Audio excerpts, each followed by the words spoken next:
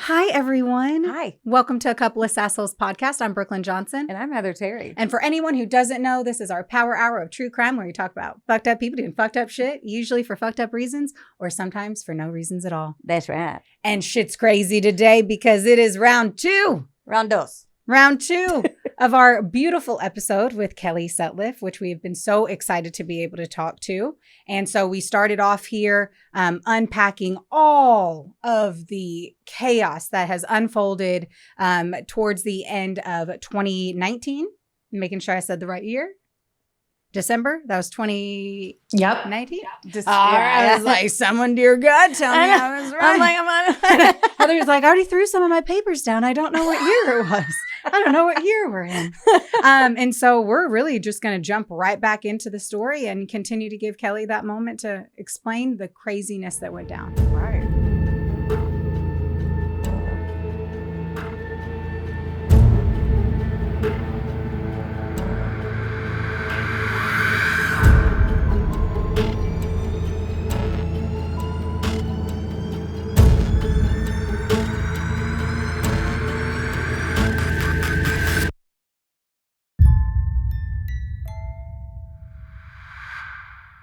Right. Right. So when he moved in, he didn't move in with any guns?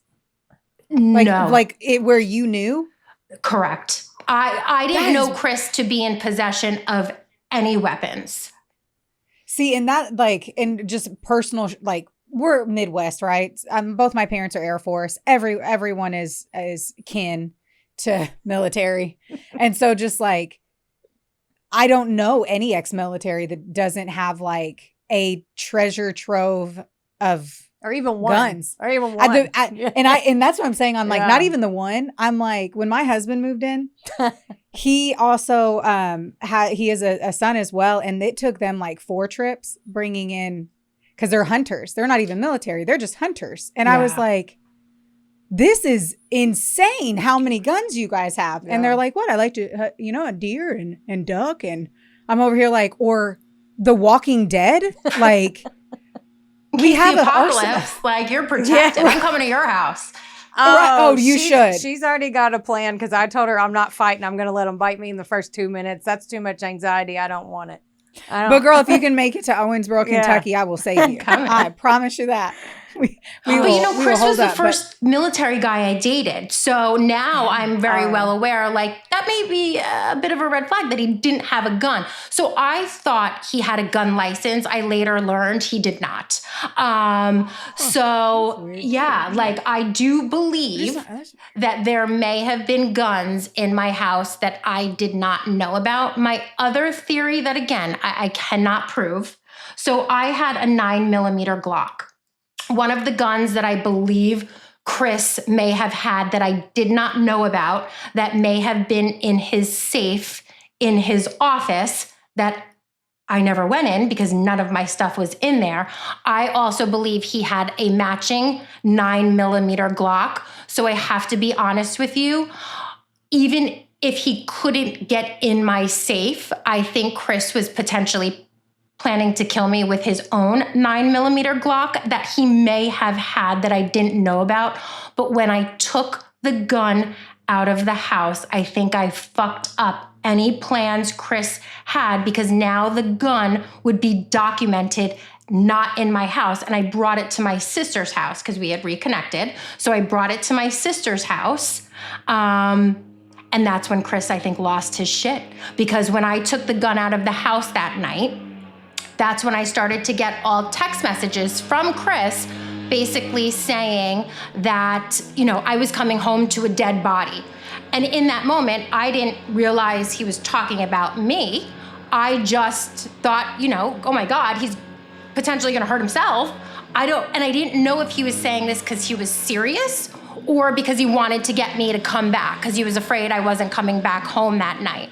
So I rushed home, and that's when he got into my face, and he was naked, and he met me in the foyer, and he said, thanks so much for always having the ID channel on, because now I'm going to make this look like you tried to murder me. And then he rubbed his blood all over my face, my hair, my chest, my arms. And then that's when the 45-minute assault occurred, where Chris destroyed my home because when I first came back, my home was in mint condition. So Gorgeous. Chris did about, a beautiful home. he did, and this is a very generous number. I always say it. Chris did $63,000 of damage to my home within 45 minutes that night. However, Chris did well over $100,000 worth of damage. I could only find receipts for $63,000 while intermittently beating the shit out of me. He threw my head through a sheetrock wall where I lost consciousness, threw me into the bedside table where I once again lost consciousness, strangled me 3 separate times that night, held a military knife to my throat, and poured a bottle of Xanax down my throat, trying to get me to swallow the pills to kill myself. And that 911 call, Brooklyn, that you brought up in the beginning, I had no idea that existed until about 1.5 to 2 years ago. I didn't know one of my 911 calls went through because every time I tried to call 911, there's actually screenshots of and whatnot of the struggle where you see me dial 91 or 9 or 99. Like you see there's some sort of struggle because every time I tried to call 911, that's when he would throw the phone, strangle me. And then I'd be obviously looking. So I had no idea that call actually went through until about 2 years ago. Jeez, the call is chilling as shit. Yeah. And then so I don't think I realized that you left and he sent you those messages and then you came back. So you walk in your beautiful house, your naked husband standing there. Was he bleeding when you walked in before he said that or like? So he had a cut on his wrist and on, I believe it was his face. And the cut on his wrist was, I won't say what the right way, it was the wrong way. So I knew it wasn't a suicide attempt. So he had cut himself. And again, there was no blood anywhere except for on him. And it wasn't that deep. Chris kept making that cut in his wrist deeper and deeper during that 45 minutes, I guess, to be able to continue to spread blood all over the house. So the interesting thing about that is at one point, Chris changed his story 80 million times about what happened that night. At one point, Chris was saying that I cut him. And that was before, I could show the prosecutor's office the video that I found. So my cameras that I had at the time, I had ADT cameras. At the time you see me pulling in the driveway and walking in my garage, the exact timestamp is of when Chris is filming himself in the mirror, basically telling me to go fuck myself. Now, he doesn't cut himself on camera, but you can clearly see he had just cut himself and then starts filming his little mirror monologue, which we also call the cockalogue. Yeah, we gotta dive in. Dude. We gotta dive into that because that is the shit. Before I even I was like, you got to watch this. So send a screenshot, and it was literally of your Instagram, the blurred out, and it's the littler blur. But anyway, so I sent it. It's the most bizarre fucking thing. You're like, what? It was so weird to me. Like, my husband does not like anything true crimey. So he doesn't want to be a part of it. But he watched the episode of Toxic. And that was the only one that he stayed downstairs and actually watched. And I was like, this is important to me. It's like, okay. But that. And that part of it, he's like, my husband is sitting there just like, what the fuck? Same here. What the fuck is going on? Yeah. What is happening? I was listen, I can laugh about this now, but you could imagine the horrifying nature of me being in a hotel room because I had to go live in a hotel for 2.5 months. So that night, I end up going to a hotel. I obviously didn't go through his phone that night. I went through it a few days later. You could imagine how horrifying it was for me to find that. And then obviously everything else I found. Thankfully, I can laugh about it now. But then I was like, holy, what? But then also a piece of me is like, this stupid son of a bitch. Because you're going to try to say, I did all this. And you just didn't think I was going to live to get my hands on your phone, you dumb son of a bitch. Now I got you. Even in that, if he somehow had succeeded in killing you and making it look like it was self-defense. If somehow in this sweet world, which honestly, fuck the judicial system half the time anyway, but if somehow he had actually gotten through it, I'm like, you have so much evidence on the outside of you. Like, but, and I say that and everything that happens at the end of this anyway. Yeah. Right. All the, you have all the same evidence you had. Oh my gosh. So I honestly think if he did kill me and then said this was self-defense or whatnot, like I don't trust the judicial system enough to figure that out that that's not true. I think Detective Lippman would have figured it out 100%. But I think the prosecutor's office would have been like, no, like we think you're wrong. I think Detective Lippman 100% would have figured it out.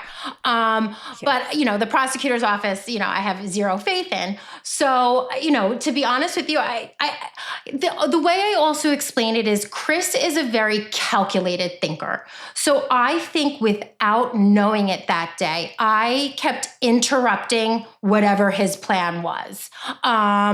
And I think his plan was to kill me, but like taking the gun out of the house interrupted his plan. You know, finding those messages interrupted his plan. So I think without knowing it, I really kept interrupting his plan. And then I think when the gun left the house, like his plan went to shit. And he couldn't think on the spot. So that's why I think it then became so erratic, even though he was completely in control and aware the entire time. Like this was not something where he blacked out at all. Like he was totally with it. But I think he just lost it because his plan went to shit. Whereas I'm a crisis thinker. You know, that's where my training is. So I do really well in a crisis. So I think that's why I made it out alive that night. You know, Chris went, you know, became erratic, and I function really great in a crisis. Yeah, clearly. Yeah. That's an understatement of the century. Oh, I'm just going to hide in this closet. I don't even know. So, okay, we're going to get everybody up to speed. Because we've been through a lot. So you're there, you find that first of all, I didn't know that you dumped a bowl of water on him and then printed that shit out. Like that beautiful. I'm going to clap. Bravo. Yeah. We're yes, like clap for that. You come back, you get rid of the gun. He comes in and out all day throwing his tantrums. You loop in your best friend. Then you come to see him naked and bleeding. Then you go through that horrible attack. And then we're going to show some of the clips with your permission of like the damage to your house. Yeah. The house looked like, because on the show, the way that they cut it, spoiler alert, if you haven't watched it, we already told you to pause it. So pause it and go watch it real quick. But when Detective Lippman said, I can't believe she survived, I got so many chills. And then you come out there like the badass that you are, and you sit your ass in that chair and you're like, I am here and let me tell y'all some shit. Like, so like that is amazing. Like, I can't even deal. And just, you'll see some of the damage here too, but like this is beyond rage and violence. Right. Like this is not I'm so mad at you, you're being a dick, and I throw your phone or a vase. This is ripping flat screen TVs off the wall. This is flipping over your bed, smashing furniture, breaking glass, blood everywhere, holes in walls. The first thing, like when I watch, I'm a house person. I loved your house and your land and like your space. I like just from the jump, I was like, man, that's such a pretty house. Not understanding anything else. Yeah. Anything else. Yeah. And then to know that you had just remodeled it, I feel so much sadness, like on the home alone, which sounds so stupid, but I feel the loss of the home and what you had to just deal with and I had the day of the end of the renovation. And what you experienced there. I'm like, what the? You know what the worst part was? And listen, materials, you know, growing up, if I ever got into a car accident or something, my parents would always be like, it's a thing. Like, it doesn't matter. It's stuff. Like, it can be replaced. So I wasn't, surprisingly, like wasn't devastated that he destroyed the home because I knew that stuff could be fixed. He destroyed things that, like a shadow box that I had filled with things from my mother's wake and her funeral that held so much importance to me. Like I watched that man hold it over his head and smash it to the ground. I watched him tear the chandelier my father bought me before he died out of the ceiling and that exploded on the ground. And I remember saying to Chris, like, you're destroying everything and the things my parents gave me. And he was like, I don't care. I didn't pay for any of it.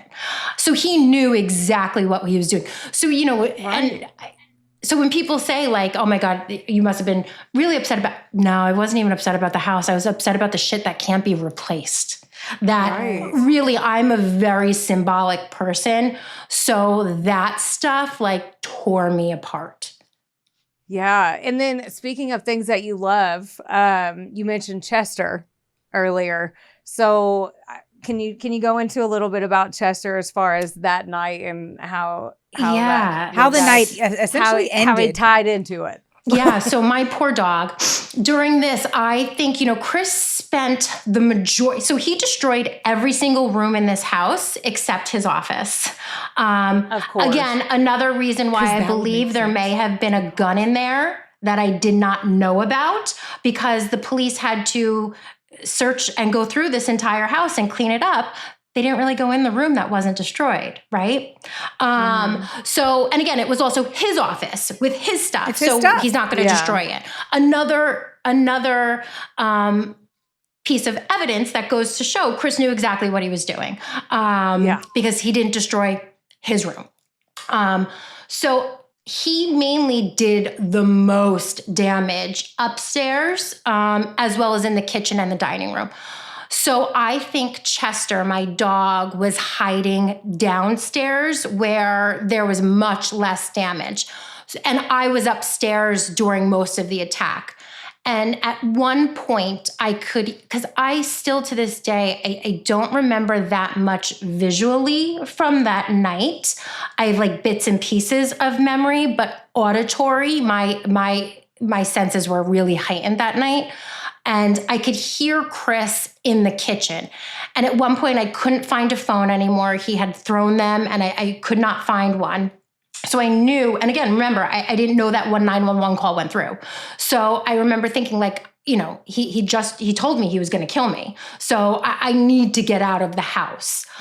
Because the third time Chris, and this is the only thing I regret from that night, the third time Chris strangled me, he could see that I was trying to speak. And he lifted his forearm off of my throat and he said, what are you trying to say? And this is what I regret. I just looked at him and I said, kill me already.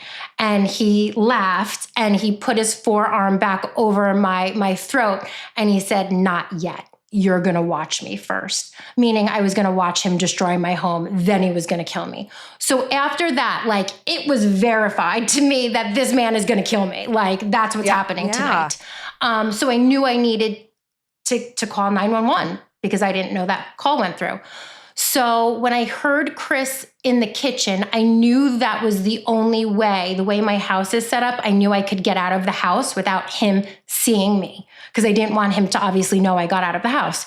And my dog, Chester, he was about 10 years old at the time and he had kidney disease. There was no way Chester would have been able to run with me. I thought that run might have killed him. There was just no way he could have run with me. So I hid Chester in the basement and I took off out the front door. And I ran to my neighbors, Frank and Joanne, and thank God they answered the door, those poor people, because they said, they didn't even know who I was. I had blood all over me. They called 911. But while I was at their house, you could see directly into my home.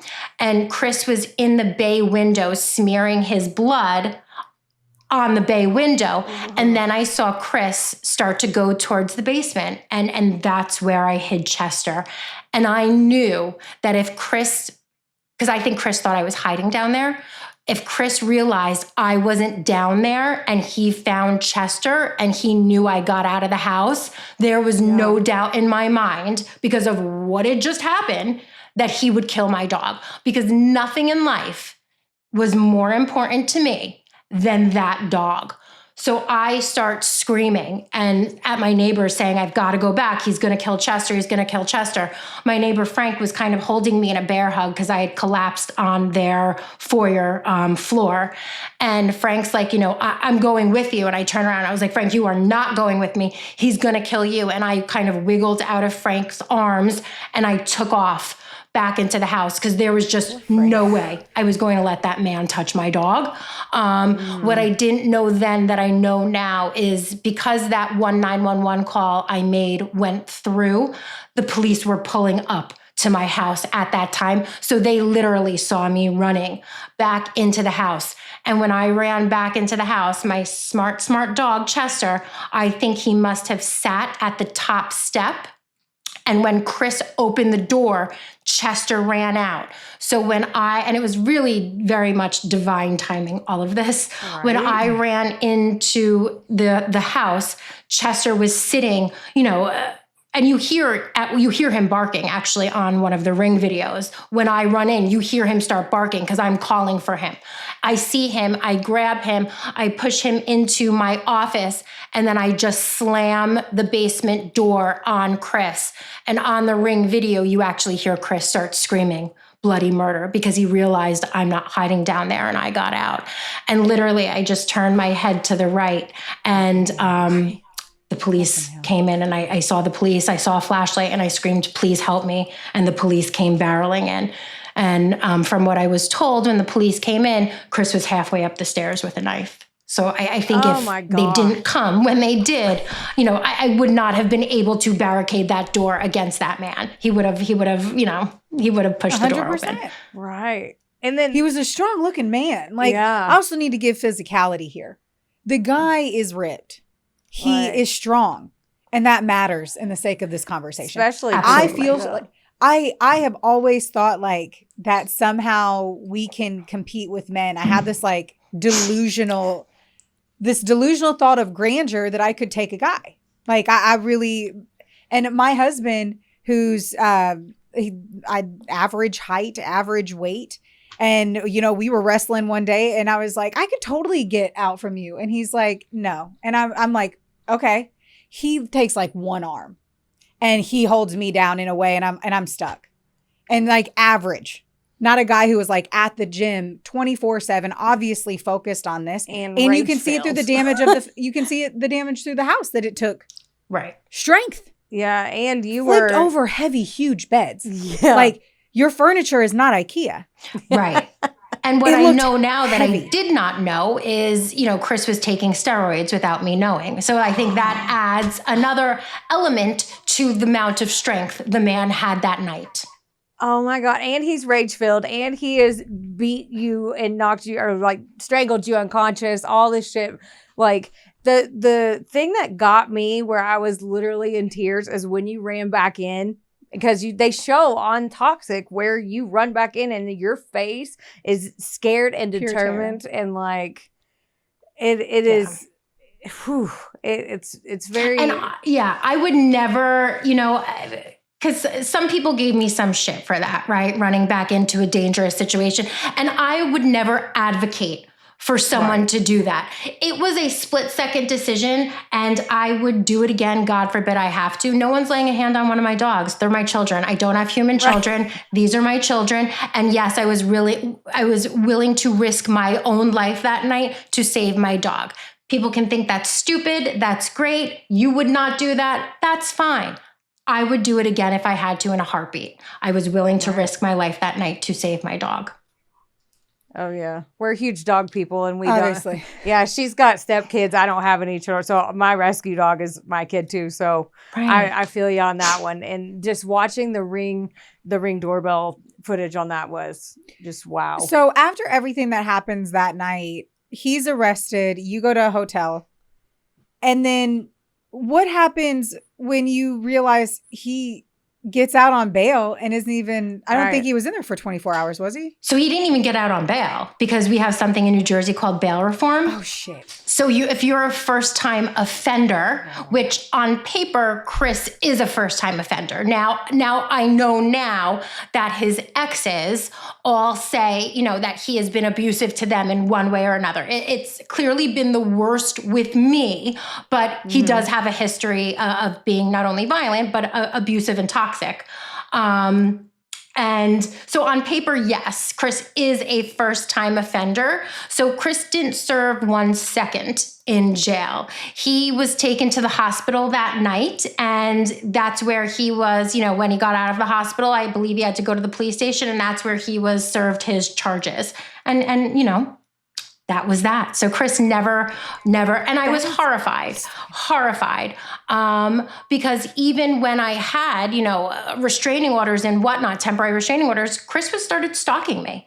And, I'm not giving him a compliment when I say this, but he's good. Like, he utilizes the law really well to get away with things. So everybody knew that he was stalking me. Detective Littman 100% believed me. The police had a deer cam at my house at one point, and they said, like, we have his car on video, like, you have it on your videos, but we can't get the license plate. And even if we did get the license plate, we can't prove it's him behind the wheel. And I remember saying to them, like, what do you want me to do? Like, walk outside and be like, hey, babe, like, roll down your window for the quick photo op. Like, yeah, right. What do you want me to do? So like, it was really, really scary. And then, like, there's this element of severe paranoia, because you realize I have no idea who I'm married to. And then I start finding out all this crazy shit. I hired private investigators. I used to call it like I'm working my own case. I lived and breathed this for years. You had to. So I'm going through things and finding out things like, then it becomes this paranoia of I don't know who I can trust, because I don't know who Chris knows and who he's got following me and whatnot. So like, it was really horrifying.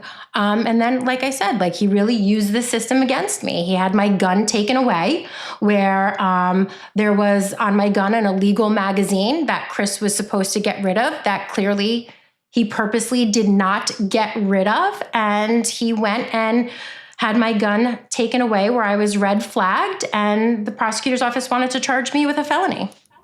So now he's using the law against the victim, me. That I think that part made me the most. So I have a 9mm Glock, and like, I just feel safe with it. I have no intention of using it. I do like to shoot guns. I do find joy in that. But at a target in a field. Yeah. But like, the thought that was the thought that was your one real safety moment. Like, that was a tool to save you. And he got it taken out of your home when the cops come to your house to make you feel like you are a felon and that you've done something wrong after being horrifically victimized. You have to give your gun, and you turn back and you look at, and you can see you in the camera, and the defeat. I was hysterical. It's palpable through a shitty ring cam. Yeah. Right? Because what do you, like, I could feel your head go like, what can I do now? Like, what is left? Like, there's nothing else left. And in Toxic, they kind of hint at it, but they don't explain. So I believe Chris watched that whole thing go down. So basically, this is a month and a half after 12/16/2019. So a month and a half after the incident, Chris, on a 5 o'clock on a Friday, goes to the prosecutor's office, goes before a judge with his piece of shit lawyer at the time, and basically says, my wife is a danger to herself, other people, and she also has a high capacity magazine that is illegal. Now, they got it wrong in the show. It wasn't a 20 round magazine. It was 12. It was 2 extra bullets. And I have to be honest with you, the 2 extra bullets were taken out in September when I went to a shooting range and that's where I learned that the gun the magazine was illegal. And that's when I came home and said to Chris, like, oh my God, did you know this? He's like, no, I didn't, but I'll take care of it. And of course, obviously he never took care of it. It was only 2 over. Yeah. Wow. So my sister, who I now no longer speak to, partly because of what I'm going to tell you right now. My sister had a friend that worked at the prosecutor's office. So the gun at that time was still at my sister's house because it was documented to be there. And I wasn't told I could take it yet. My sister gets a call from one of her friend who worked at the prosecutor's office and basically said, Chris and his lawyer were just here. They're coming for Kelly's gun. So my sister calls me freaking out, basically telling me I ruined her life by having the gun at her house extreme. to come get the gun. She hates me and it's all my fault that I brought Chris into her life. Typical my sister, making everything about her. Meanwhile, when I brought the gun to her house, it was just the shell of the gun. I left the magazine and the rounds in my safe. So it's just the shell of the gun. And not to mention her and her husband, owned plenty of their own guns at the time. So it wasn't like I was bringing this gun to someone's house that knew nothing about guns nor had any. Yeah. But my sister's losing her mind on me. I'm basically telling her, like, Jen, this is a setup. Like, do you not see what's about to happen here? Like, I don't know if Chris put drugs in my car and now I'm going to be driving with this gun and get pulled over and, because I'm paranoid, right? Like, so with good reason. Right. My sister's basically, I don't care. Come and get this gun. I'm leaving it out on the porch.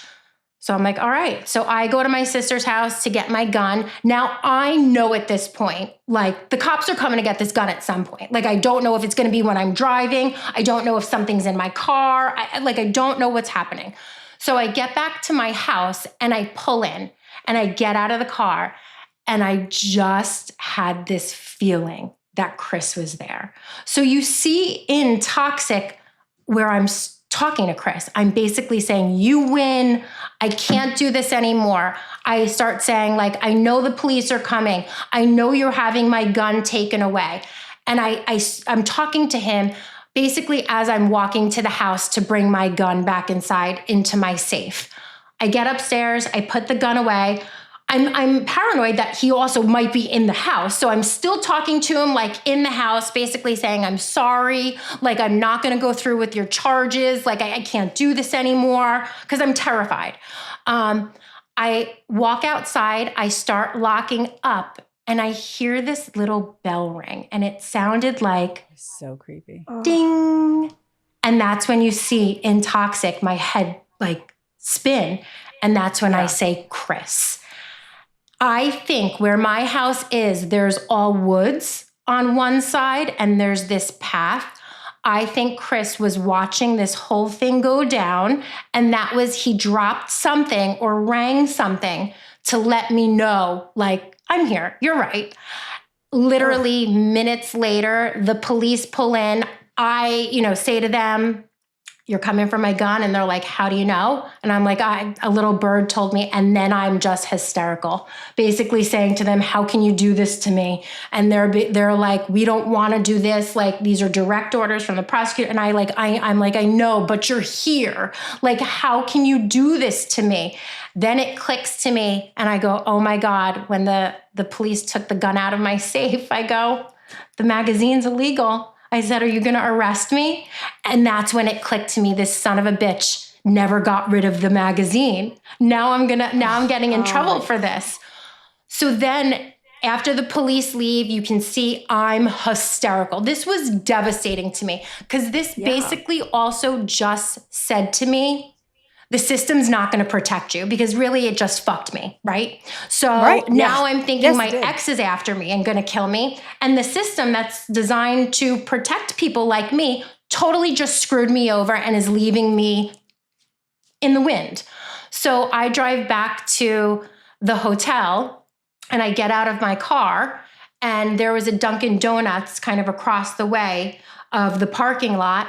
And I put my foot out of the car, I open the car door, and there's Chris sitting in the Dunkin' Donuts parking lot, flicking his lights, and then he peels out, basically saying, you were right, I just watched that whole thing go down.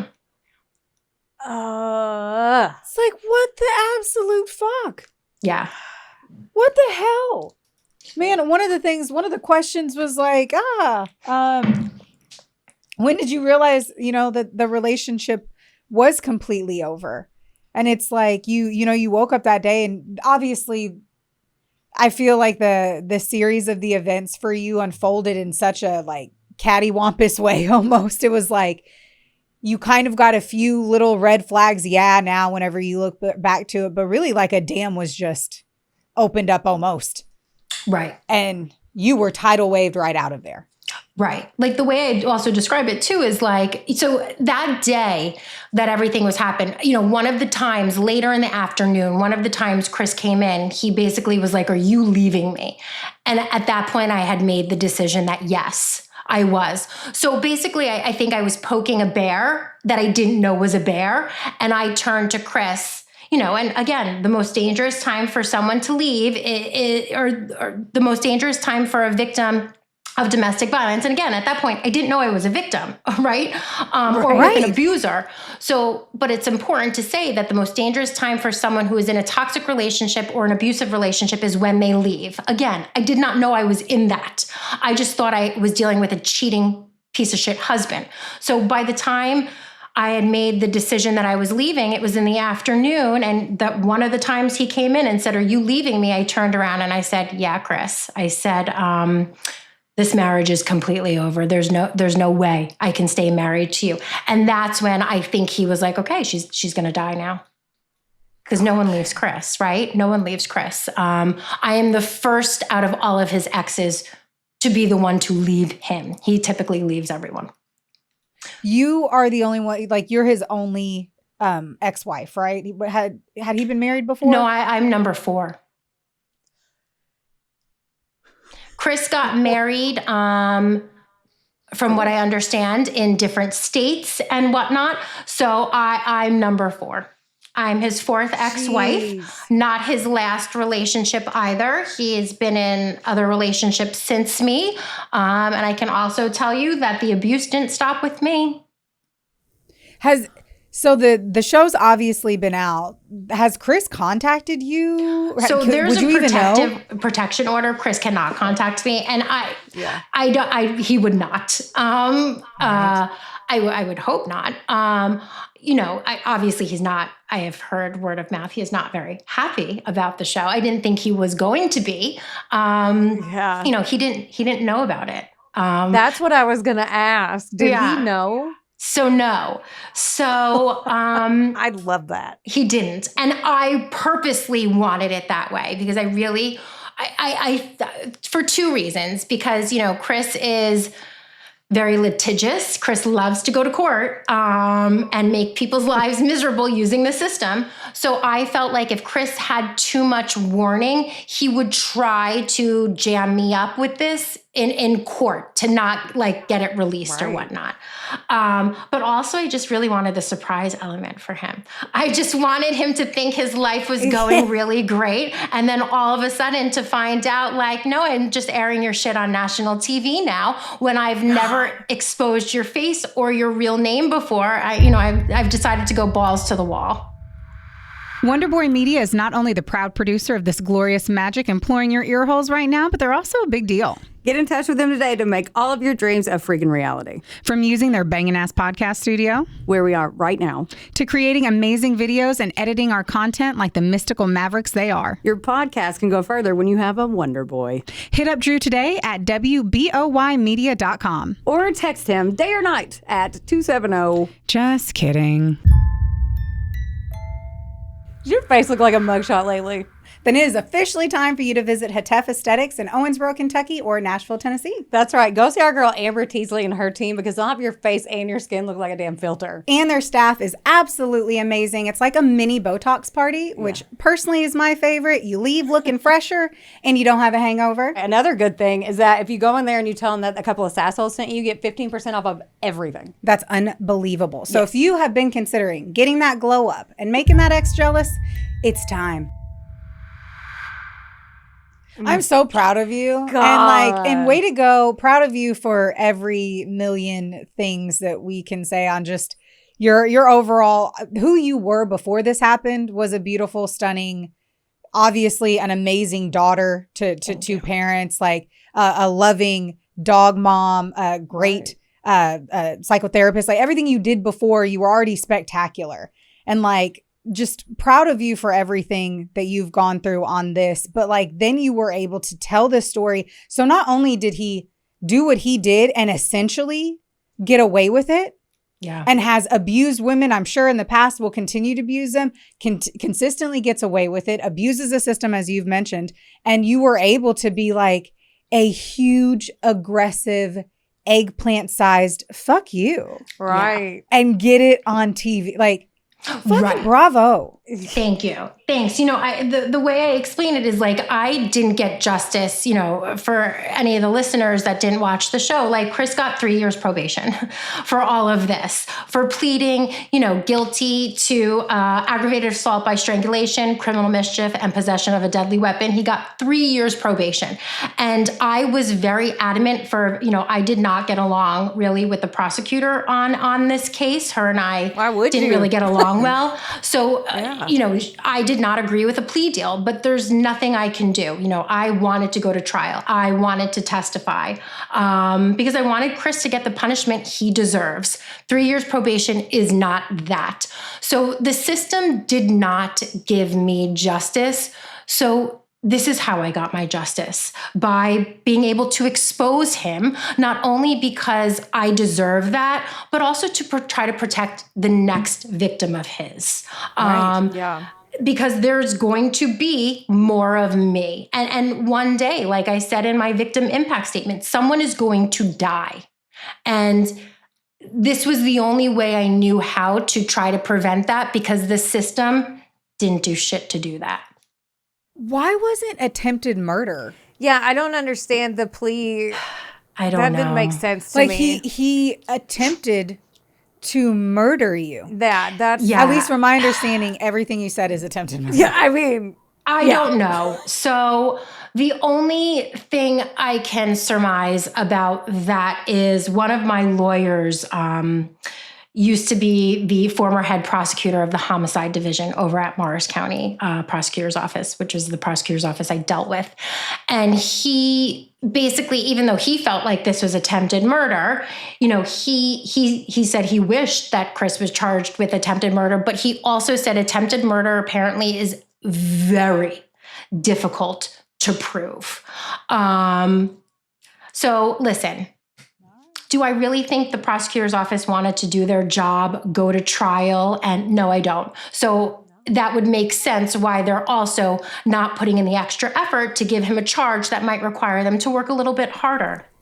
right. To keep someone off the streets that is obviously has a trajectory of shitty ass behavior. Yeah, 3 years probation ain't shit. Like, Take shit fire. I'm gonna get so mad. Wait, do you want to hear the really you want to hear the fucked up thing? At Chris's sentencing hearing, where he was being sentenced for what he did to me, another woman had a restraining order out against him. And the judge made reference to it. Like, I hear you have another restraining order out against you from another woman. Clearly you have an issue with women. But let's still give him 3 years probation.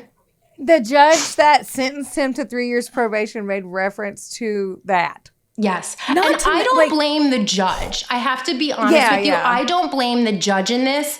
I blame the prosecutor's office because, you know, even when I read my victim impact statement, I was encouraged to change my victim impact statement at the last minute when I was literally there by the prosecutor. My victim impact statement 100% would have got the judge to say, I'm not accepting this plea deal. I wrote it with that intention. However, the prosecutor, who again, I really did not get along with, when she read my victim impact statement, and I purposely didn't give it to her ahead of time because I knew she wasn't gonna like it. So when we're about to go into the sentencing hearing, 20 minutes before, she's reading it and she throws her hands up and she's like, you can't say this. And then I start crying. I'm like, what do you mean? You told me I can say whatever I want in my victim impact statement. And she's going on and on about how the judge won't accept the plea deal. And I'm thinking in my head, well, you're damn right. That's what I'm trying to do. And she's getting so angry and upset. And she was like, fine, read it. If you really want to read this, then read it. But I'm telling you right now, the judge is not going to accept the plea deal. And I had a thought in that moment. I'm like, oh my God, that's what I want. but he's not going to accept it. And then what's going to happen? She's still going to be the prosecutor on the case. She already doesn't like me because, again, we've had words back and forth throughout this all these criminal proceedings. She's now really going to hate me. She's still going to be the prosecutor on my case. How hard is she going to fight for me if he has to go to trial? Like, now I'm risking him getting off scot-free. So at the last minute, I changed it because I could not take that risk. So I don't blame the judge for accepting the plea deal. I blame the prosecutor's office 100%. That blows my mind. The fact that you said she as well. Like, women should stand up for women. And then when you were talking, you were like, the prosecutor's office, and you said, and she said, and I'm like, a female. That's it. It just makes it feel worse. Being like, women are supposed to lift up women, especially now. Like, protect each other. Exactly. And then like I can't. You would think. And listen, like, right. I think, I think she probably has been and can be a really great prosecutor. My lawyers and I talked about it she just did not like me. For whatever reason, she just did not like me. That was very evident. I mean, my lawyers and I had a meeting at one point where, I told them right off the bat about the sexual assault. Like, we all sat down and we decided not to report the sexual assaults. I ended up reporting it later, but at that time, because of the way she and the prosecutor's office were treating me, we felt like me coming forward and saying, hey, I also found this in his phone, they'd be like, oh my God, she's lying. And so, but that just goes to show you how sad that is, that like we made a group decision with about not reporting something because of the way I was being treated. And on top of that, the prosecution is having you change your victim impact statement. Right. Well, they didn't make me. Trying, right? Right. They didn't make me. Towards. They just basically were very clear they didn't like it, and there'd be consequences of a plea deal not being accepted, which they wouldn't be happy about if I read it. It just seems like it is your one moment of a statement. Right. It's like, this is me saying how this has impacted me and only me. Yeah. So here's my truth. Right. And here's the thing. So, Chris, I believe things really come full circle. So Chris, basically said, thanks so much for always having the ID channel. So I did him one better. I got him his own fucking episode. And the last thing the prosecutor said to me was, you blog, right? So why don't you put your real victim impact statement on your blog? So you know what? Fuck her. I did her one better too. And I put her story on national TV too. So that's the way I look at that. And this is why we have a girl crush on you. I know. This is definitely why we want to, when we grow up, we want to be you. This is why we will come and fly to New Jersey. I know. We will meet you in person one day. I guarantee it. You have to come meet my dogs. Oh my God. Yes. Speaking of your dogs. Yes. So first one, because like we said, we're huge dog lovers. So they took your gun away. Chris still lived how close to you? Like in the vicinity? So about 40 minutes away, but close enough to stalk me, which, clearly he was doing. And to be honest with you, like, listen, you guys have a great sense of humor. I've always had a very dark sense of humor, and like my parents' deaths and things like that, like humor like got me through a lot of this. So like during this completely chaotic, traumatic time in my life, like I had to do things that were funny. So I did some stuff like when Chris was stalking me. So at one point I was like, all right, like I need multiple cars. So I was living in the hotel. I'm like, I need cars. So I go to this car rental place and I get there's this guy, this young kid. And I'm like, listen, like I need like 2 or 3 cars to rent. And he's like, what do you mean? I'm like, just don't ask any questions. Like I need cars. Like I need to be stealth and like get around and no one can find. So I end up like leaving I had a Jeep at the time. I leave my Jeep at my house. I'm at the hotel now, switching between 2 different cars. And I see Chris is on my cameras, I see who I think is Chris driving by my house. So I'm like, all right. I'm like, you know what I need? I need a man's car. So now I go back to the rental place and now I know the guy's name. His name's Kevin. So I'm like, Kevin, I need a man's car. And he's like, you want a Hemi? I'm like, yeah, give me a Hemi. So I'm in this big Ford F-150 driving. Now, I'm not driving around in this car. I'm simply like, you know what? Screw Chris. I'm going to park this car so he thinks I've got a man at the house. I'm living at the house with this car. So now this is how I'm like having fun with this traumatic, horrifying situation. You're so perfect. You gotta cope with it. So perfect. So now I'm like, yes, like this is really going to get his goat, right? So now at this point, like I start talking to people from his past, and I won't say who, but there is someone from his past that believes he set fire to their office. So I hear this and I'm like, oh my God, I'm gonna piss him off with the man Hemi at the house. So I'm like freaking out. I run back. I get like multiple friends to come drive all these cars to give these cars back. Cause now I'm like, holy shit, he's gonna set fire to my house. Right. So that was like one thing like I did. And then, oh God, this was really good. So it was when I first moved back into my house. So this is probably like end of February of 2020. I moved back from the hotel right before COVID. And Chris is driving by. And again, like he didn't care. So I'm like, all right, how can I screw with him? So at the time, his Corvette was still at my house. A lot of his stuff was still here because we were working out with the lawyers for him when to get it. But he had both sets of keys. So I'm like, all right. So I pull my Corvette out and I park it in the driveway. And then I took my Jeep and I parked it so close to the Corvette that there is no way, it wouldn't be humanly possible for someone to get out of that car without slamming the door into this Corvette. But I had to climb obviously over into the passenger seat to get out. So I'm like a can opener. You need a can opener. I covered my Corvette because why would I park my Corvette in the driveway in the middle of February when we've been having hailstorms? So I'm like, Chris is going to drive by and think that I somehow got his Corvette out into the driveway. And now I'm parked so close. He's going to think every time that I open my door, I'm slamming it. And lo and behold, I was like a pig in shit.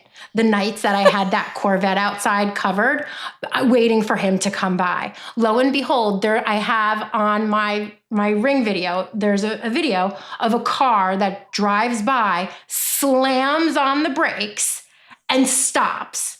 And I'm like, oh my God, it had to have been him. So I'm like, he's totally coming back the next night with his keys to be like pressing the keys, trying to figure out. So the next night, I kid you not, I'm staying up all night because I just really want to watch this now go down. There was someone, and I have it on video too, that drove by, sat in the cul-de-sac area, and I guarantee it was Chris pressing the keys, then probably figures out, like, she's fucking with me. It's her car, not mine.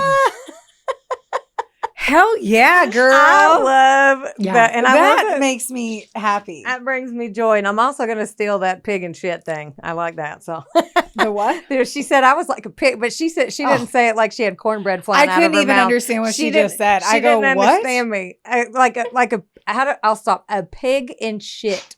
Is that better? That's what she said. I'll pay your shit. I was said like, what? A pig and shit. That's jeez. But yeah, we definitely use humor and cope with shit like that. Obviously, like that's kind of the reason why we wanted to start a podcast.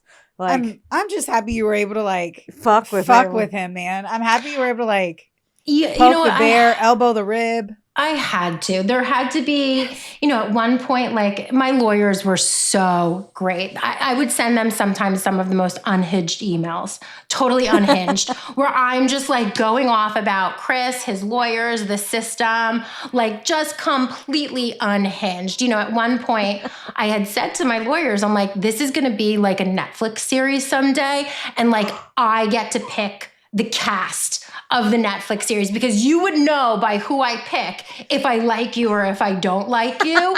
So I told my lawyers, like, this is who this is going to be. So then I would just start referring to everyone by their, who was going to play them in the Netflix series. Like, that's awesome. You just I needed something to get me through it. And these little things, the humor is what helped get me through it, honestly. Was there ever a time that you thought about just giving up and being like, fuck it, you win.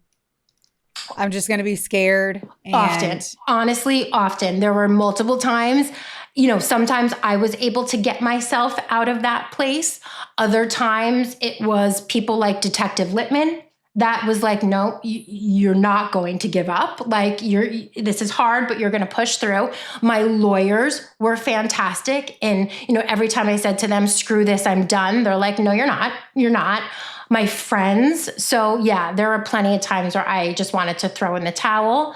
And if I couldn't get myself out of that mind, that headspace, the people in my life certainly did. Thank goodness. Thank goodness for like fucking good friends. Yeah. Like there's nothing better than people that care about your heart, So I'm so blessed. Like those are grateful moments. As you like, just for our listeners here, like there's been a lot of impactful, a lot of intense things that have been talked about. We've always done our episodes where we're just essentially talking about a story and we don't have the true victim and the true survivor and the person who went through all of it. So this was also a moment for just our listeners to like stop and realize that yes, it was a show, it was toxic, and there is this retelling of your story, but that all of it was real. And to pay attention to these moments, either if it's you or it's your friend, to see how this can happen to anyone. A toxic relationship doesn't start toxic, or we wouldn't be picking it up to eat it. It becomes toxic. Right. And it can happen to anyone. Smart, right, intelligent, brave, capable people can fall into these toxic relationships. And I just want to make sure that our listeners realize like that these signs are not huge and waving in the air and just screaming in your face until they're screaming in your face. Right. And it's just something that we need to. Yeah. And the fact that you said that the first time he ever screamed at you or laid a hand on you was the time where he literally was trying to kill you. Day? That blew like our minds. Like just to think you go from we always get along, whatever, to I'm cutting myself and I'm going to make it look like you killed me. I'm going to like all of the horrible things. Yeah. It's really admirable that you can now look back. I'm sure it took time and a lot of work on your part to get to this point where you could actually come to it and talk about it and be like, listen to this funny shit. I blocked his I was fucking with him. Like, I'm sure that took a lot of work and time on you. So brava for that. Absolutely. And I think that's also like the other important thing. I think what you ladies said is so important. It's important to recognize like there aren't always the blaring red signs. Like I would have told you up until the day he tried to kill me, I had the best husband in the world. Like there were pink signs that now, since the whole thing happened, putting them together like is the red flag. But there was no major red flag that would have made me think, oh my God, he's potentially going to hurt me. I think the other important thing, like when you were in this for a very long time, like I did not see the light at the end of the tunnel. Like I did not think I would get through this. Like if you were to ask me 5 years ago, would I be where I am today? There's no way in hell I would think I would be where I am today. And, through this experience has come, my love for protection dogs, because of the stalking and because my gun was taken away from me. Someone once said to me, like, I think you need a protection dog. And maybe I was ignorant, but I thought you needed to be police or military. Like, I didn't realize normal people could have protection dogs. Yeah. No idea. Yeah. So I Until you. I went on Google. I found this guy named Bobby Gerla of Metro Canine Academy up in Randolph, New Jersey. I called him and I basically said, hey, listen, like I'm a domestic violence survivor. I'm kind of like in the thick of everything. Like my situation's really bad. I'm going to send you this video of my house so you can see what I'm dealing with. Maybe it'll help you to decide what kind of dog I need. So he must have watched this video. He calls me 15 minutes later and he's like, listen, I've seen some really bad shit in my life. This is like the worst fucking thing I've ever seen. I don't even know you, but I don't want you staying in your house without a dog. So can you come up tomorrow? And I've got 2 dogs for you to meet. So I'm like, okay. Now I have no idea what I'm really getting myself into with a protection dog. I'm just thinking like, I need something to keep me safe.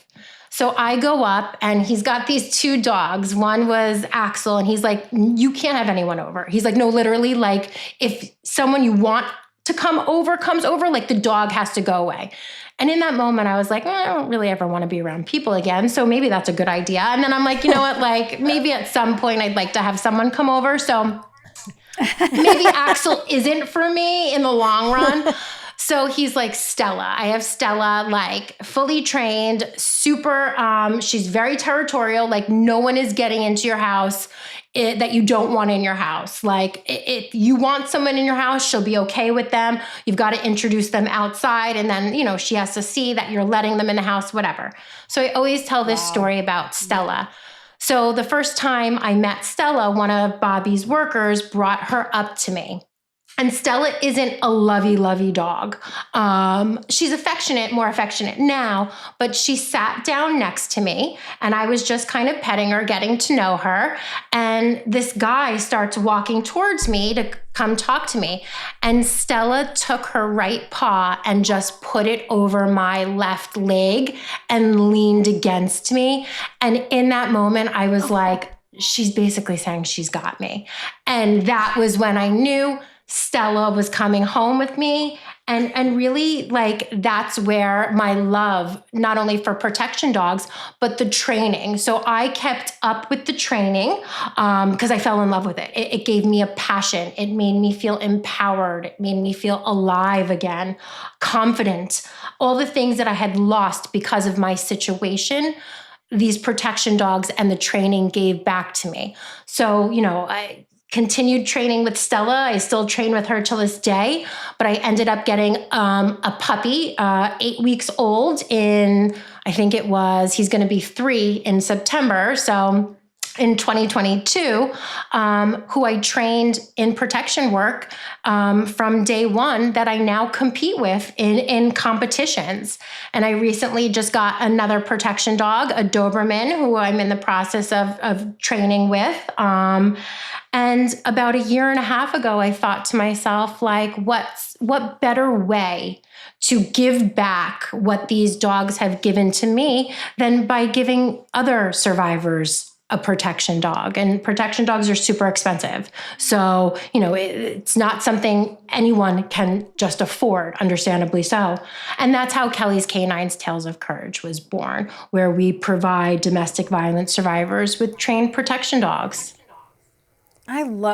We love that. Yeah. And we think that's the most magnificent thing ever. How can people find out more about your organization? How can they donate? How can they support? Absolutely. So you can visit us at Kelly's, KELLYS, Canines, it's K and then the number 9s.org. So kellyscanines.org. You as a survivor, we have the application on there. We also have the training requirements, because what happens is, even though you're getting an already trained dog, it's really important that the survivor knows how to work their dog. So the survivor joins in on the training. So we're also really building a community of all these survivors coming together who have trained protection dogs, and we're training with each other. There's also a place to donate on there. You can find me and Kelly's Canines on all social media platforms. I'm very active on TikTok and Instagram, as well as Facebook, under Kelly's Canines Tales of Courage, as well as Real Talk with Kelly.